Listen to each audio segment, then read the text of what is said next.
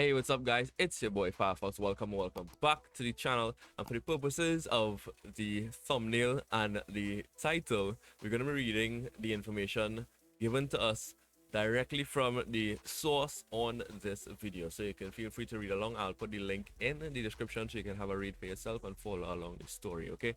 So Nintendo says it improved its Switch controllers. Now, for me personally, without reading this article, I can interpret that they want to mean, or they want to convey a message without actually saying it, that they're trying to fix Joy-Con drift. I mean, they can't say they're actually trying to fix Joy-Con drift, else they'll have to pay a lot of money on their lawsuits that they're currently battling. But this is your one-stop shop for Nintendo news from your Caribbean YouTuber, Firefox, which is me. So let's run straight into it one time. So the durability of the Nintendo Switch's controller remains an open question 4.5 years into a popular console's existence.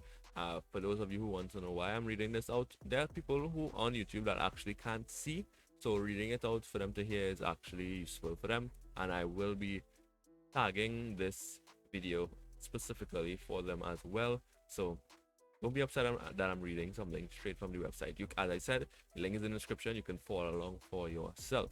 Driving the news, Nintendo itself acknowledged that uncertainty in a recent promotional interview in which its hardware designers discussed, but did not fully detail efforts to improve the device.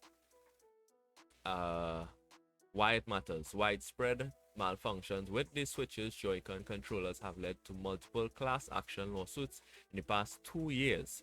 A free mail-in repair option from Nintendo and a 2020 apology by the company's CEO.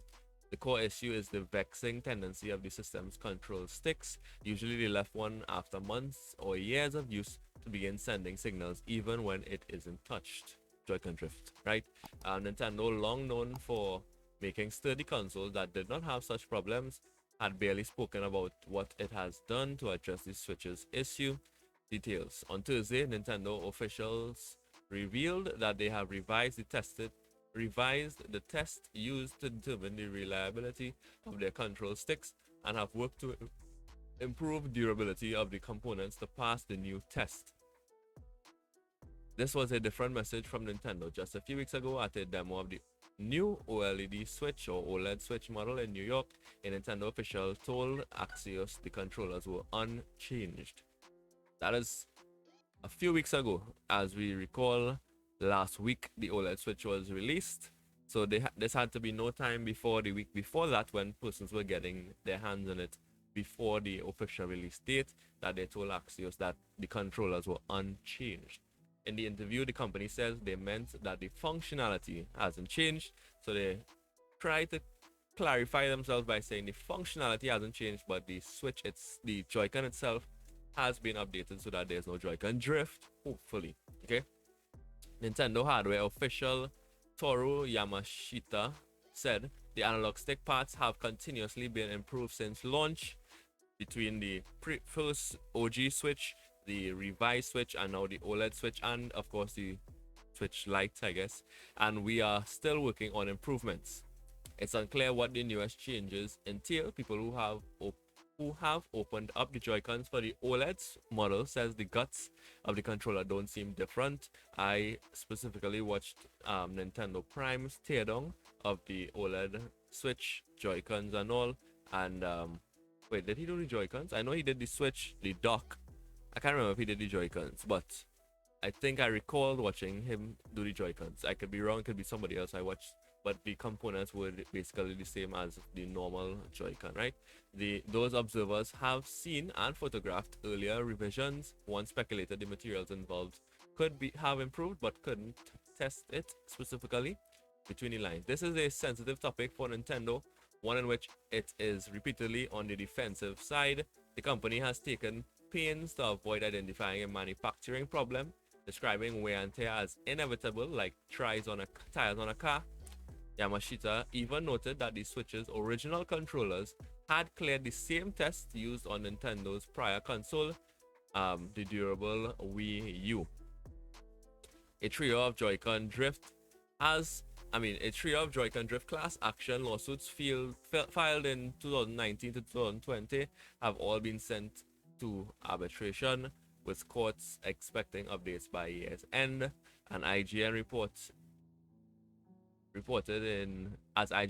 in February, a clause in the Switch's end user license agreement bars user from filing a class action lawsuit, though that too is being contested. But it is there, so that should pose a problem. We expect all our hardware to perform as designed, a Nintendo rep told Axios. If anything falls short of this goal, we always encourage consumers to contact Nintendo customer support. No, I personally am not upset with Nintendo. I haven't experienced any Joy-Con drift. I mean, I did at one point have like something going on with my Pro controller.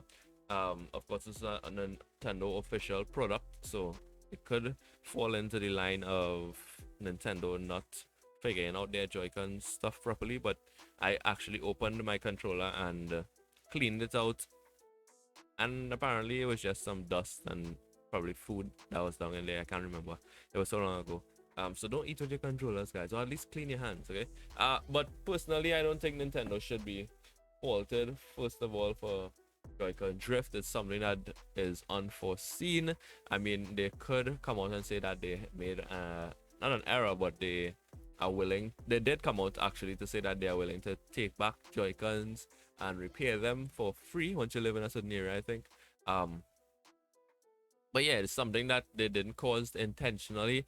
And yes, like any system out there, whether it be a gaming system, a computer, a mobile device or whatever, will have some wear and tear, and eventually will experience buttons smashing or buttons pressing for itself, rubbers inside nubs wearing out, or in the Joy-Cons case, the analog stick drifting. So personally, don't eat with your Joy-Cons, because dust can cause Joy-Con drift.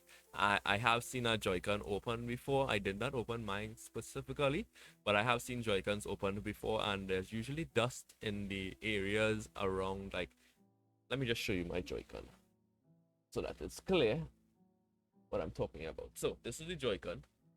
This is my blue Joy-Con, and underneath your Joy-Con there's like a space around it, of course, right? There's the space to let the Joy-Con through, the silicone on top, or the plastic on top, and that usually gets dust in it if you don't clean it properly, or if your hands are always with food particles on it, or if it's just in an area where it doesn't move. It's probably docked forever because you play on the TV or whatever for most of the time, so you really move the switch and it collects dust.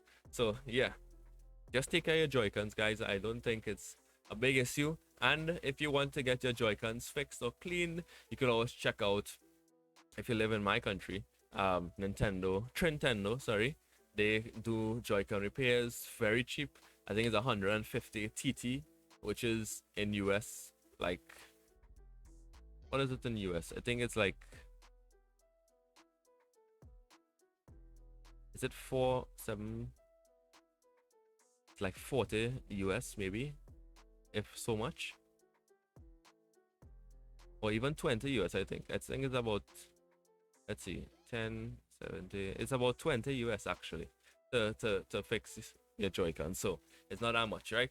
Use code Firefox to get a discount off of that, so it's even less than 20 US, even less than 150 TT. I'll leave the ad at the end of the video, so make sure to check that out. If you enjoyed this Nintendo news, make sure to drop a like on it. If you didn't, drop a dislike. Let me know in the comments down below what other issues you get with your Nintendo. Probably we can message them, their Nintendo customer support services, and get some answers. It was your boy Firefox. Until next time, guys. You know, I'm really tired of playing on the same controller. Maybe I could switch it up a bit. Maybe customize it. Hey guys, it's your boy Firefox, and I am a Nintendo YouTuber.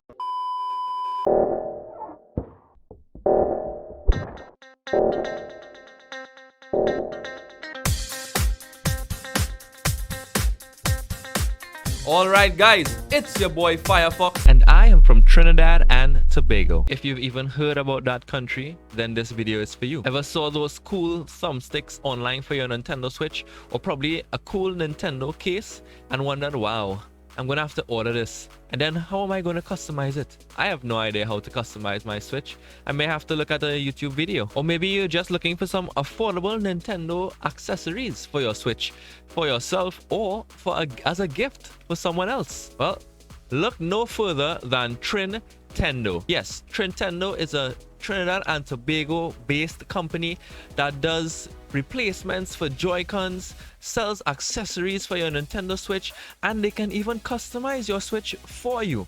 All you have to do is use the link in the description down below, and I have a special code for you guys, Firefox, Firefox, and you can get a discount off your purchase.